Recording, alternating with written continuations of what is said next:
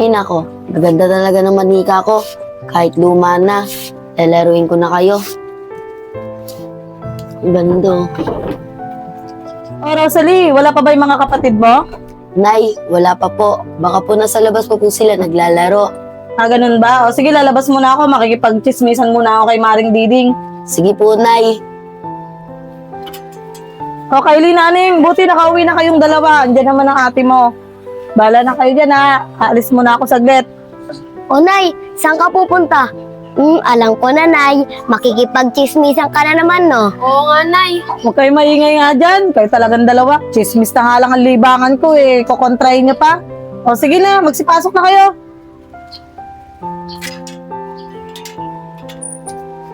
O si ate, nilalaro na naman yung mga manika niya.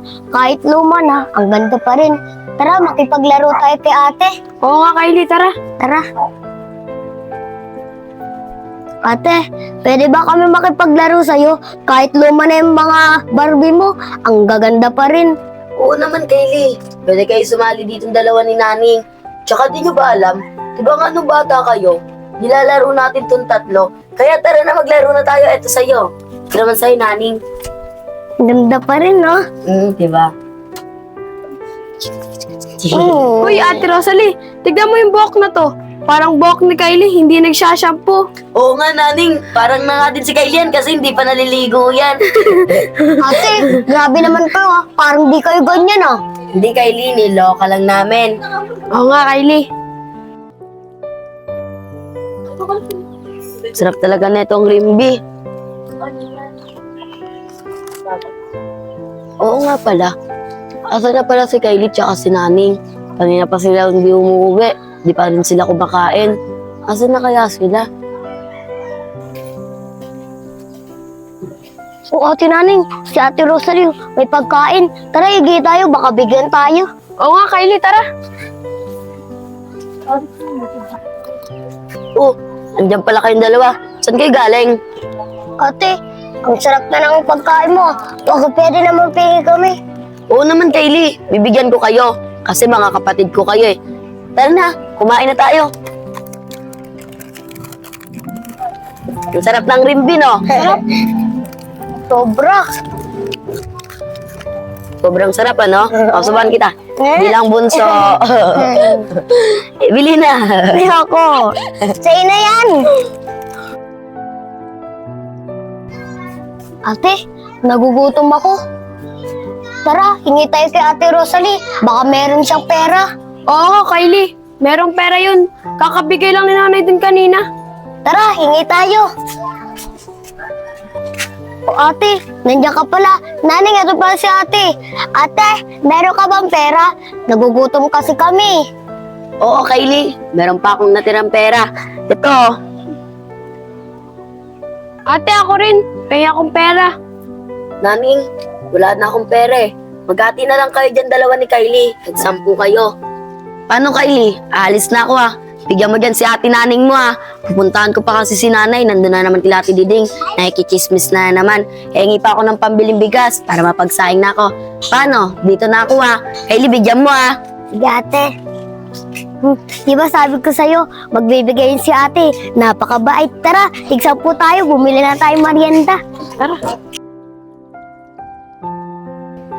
Ang ganda naman ng manikan to. Ba't kaya binenta ni Maring Diding to? Sa bagay, second hand na kasi pero mura lang to sa halagang 100, oh. Sakto, magugustuhan to ni Kylie. Nanay, tatay. Sakto, yung si Kylie, naglalaro silang dalawa. Kuya, gusto kong kape. Lahat ng gusto ko ay susundin. Kylie, anak! Nay, bakit po? Nay, ang ganda po ng manika nila. Para kanina po yan. Para sa'yo to, Kylie. Binenta sa akin ni Maring Diding, murang-mura lang. Kaso isa lang eh. O kaya papahiramin mo na lang yung mga kapatid mo pag nanghiram sila sa'yo ng manika, ha? Opo, Nay. Ate, tignan mo. Ang ganda. Kylie, pairam naman ako. Ang ganda naman yan. Uy, Eh, ang ganda bukas mo ng na iramin kay to. Kylie, ah. Kakabigay lang ni nanay. Kanino kaya galing yan? Ganda. Hi, Kylie. Kylie, ang ganda naman ng laruan mo. Pwede ba? Pairam ako. Tsaka Kylie, kanino nga pala galing yan? Sobrang ganda. Kay nanay, bakit? Ano sabi mo? Hiramin mo to? Meron ka naman mga Barbie doon na bulok eh. Ayong laruin niyo ni Ate Naning. Si Ate Naning nga, hindi ko pinahiram. Ikaw pa kaya. Ate, alam mo, sabi ni nanay kanina, pairamin daw tayo ni Kylie. Pero ayaw niya, ang damot. Ano pa kailan mo ate? Kung madamot ako, kakabigay lang ni nanay, tapos hiramin mo agad. Ang galing mo naman. Kylie, grabe ka naman. Di mo ba alam, mas matanda si naning sa'yo.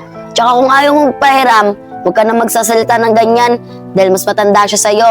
Tsaka Kylie, di ba nung may manika ako, pinapahiram kita. Lahat ng ano yung ninaning, pinapahiram ko. Pero ba't ngayon, ayaw mo magpahiram ng laruan mo?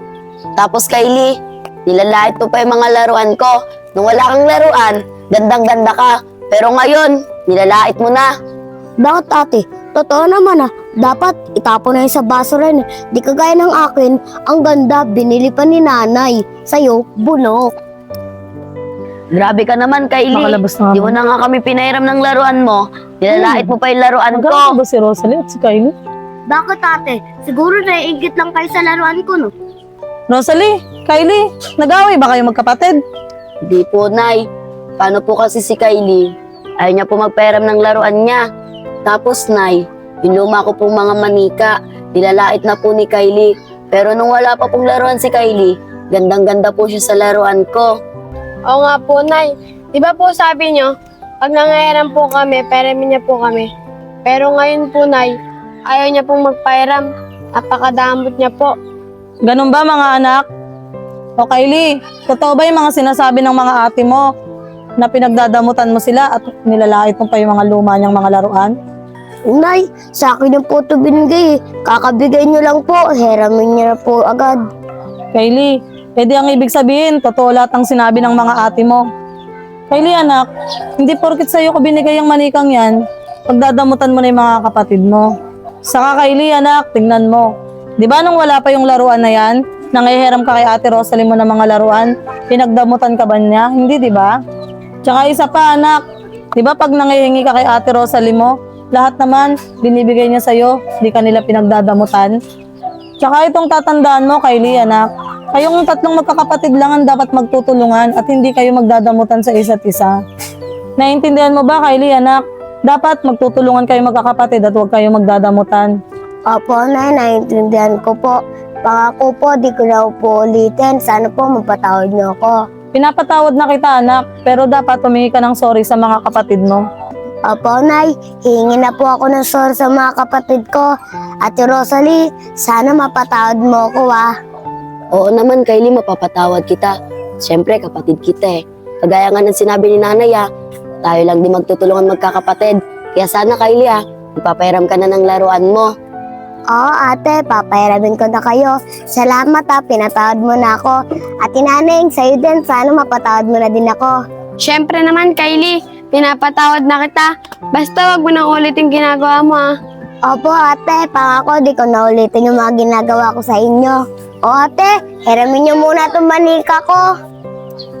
Naning, pagkatapos mo, mamaya ako nang hinahiram ng manika ni Kylie O kung gano'n, nagkasundo-sundo na kayo mga magkakapatid. O tari ka na at nagluto ako ng hotcake sa loob, magmerienda na tayo. Yay! Sakto na, naugutom na ako.